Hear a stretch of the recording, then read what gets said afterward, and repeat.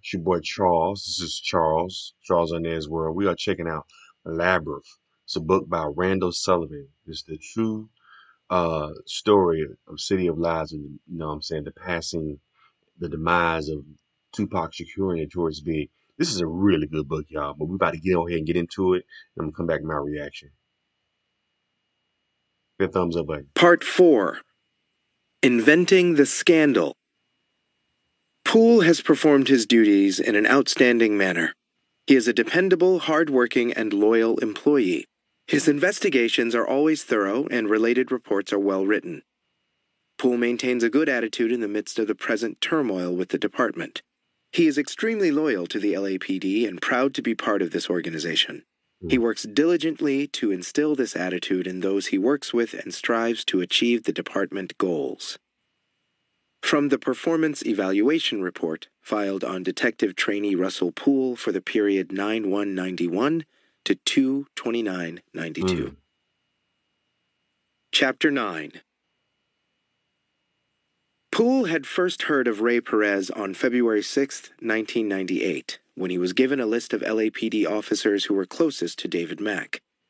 At the top were Sammy Martin, a detective trainee in the Rampart Division who was the godfather to one of Mack's children, and Perez, an anti-gang detective assigned to Rampart who once had been partnered with Mack as an undercover narcotics officer.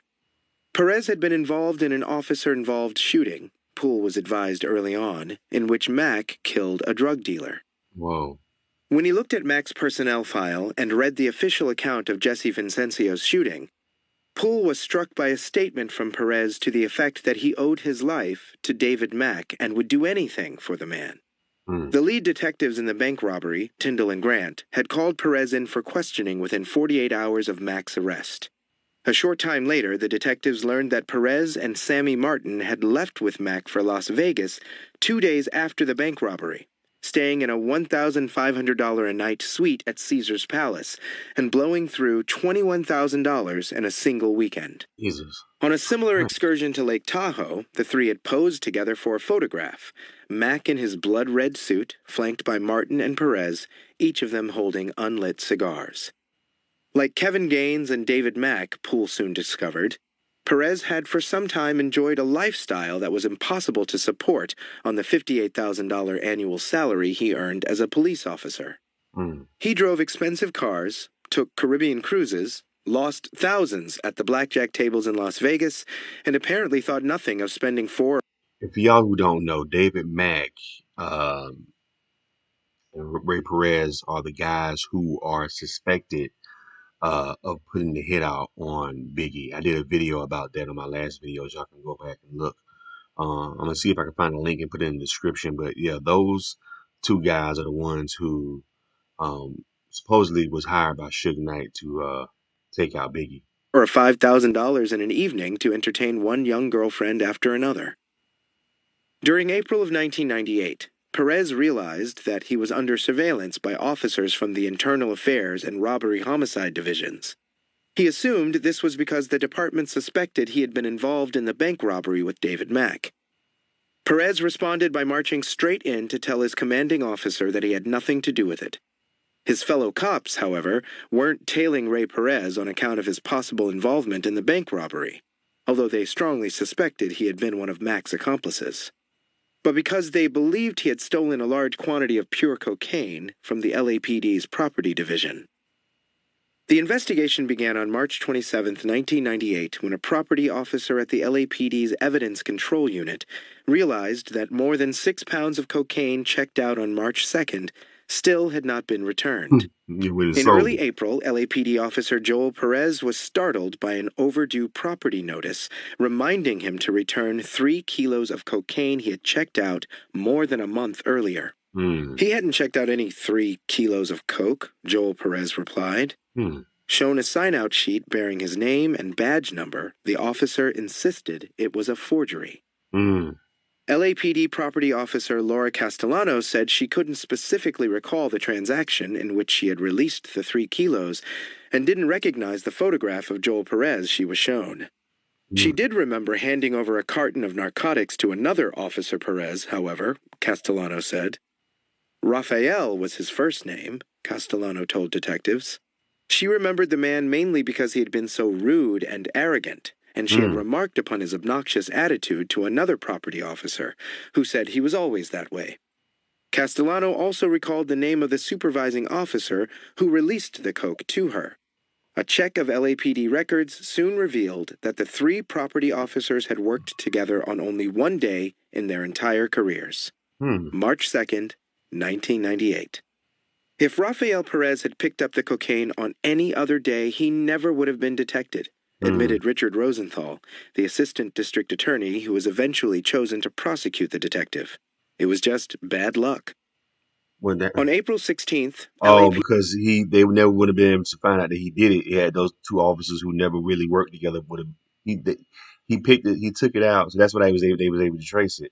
detectives discovered that a second carton of cocaine was missing from the property division.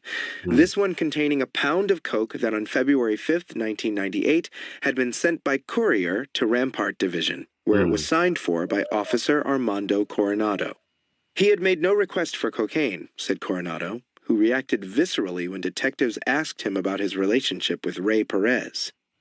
Perez despised him, Coronado said, mainly because of his refusal to cut corners in dealing with informants and when searching suspects. Mm.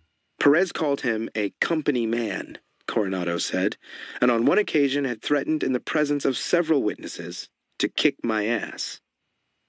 Russell Poole was less intrigued by the enmity between Coronado and Perez than by the identity of the undercover detective who had booked the missing coke into evidence. His name was Frank Liga. Poole Frank became Liga. convinced, as did several other robbery homicide detectives, that Ray Perez had targeted Liga's coke as retaliation for the shooting of Kevin Gaines. Mm. We all agreed this was just way too big a coincidence, Poole recalled. Suddenly, the Los Angeles Police Department became very interested in knowing who and what they were dealing with here. Mm. Born in 1967, in Humacao, Puerto Rico, of African and Hispanic ancestry, Rafael Perez had never known his father. His mother, Luz, moved her three children to Brooklyn in 1972 Way from New and York. quickly relocated to Paterson, New Jersey, where Rafael spent most of his childhood. The family moved again just before Rafael started high school, this time to a very tough neighborhood in North Philadelphia, where they stayed in the home of an uncle who dealt drugs for a living. Mm. Despite his difficult background, Rafael Perez was a straight-arrow teenager who joined the Marine Corps immediately after high school. While stationed at the Marine Barracks in Portsmouth, New Hampshire, he met and married, at age 18, a young enlisted woman from the nearby Pease Air Force Base. Lori Charles was black and assumed, based upon his features and complexion, that Rafael was also. It was an early example of Perez's remarkable capacity for shape-shifting, especially Mm. along racial and ethnic lines. When his bride was discharged from the Air Force, her husband moved her to the Marine Air Corps Station in Tuskegee. Yeah, y'all. If y'all want to listen to the rest of this, it's called Labyrinth. Randall Sullivan. I think was he ever? I think one of those cats died. I don't know whether it was David Mack or Ray Perez that passed away. I think one of them passed away, but they never see. Everybody's putting this focus on Tupac, but I think we kind of much solved the Tupac. Um, you know what I'm saying? Thing. I think we pretty much solved that. Everybody pretty much know.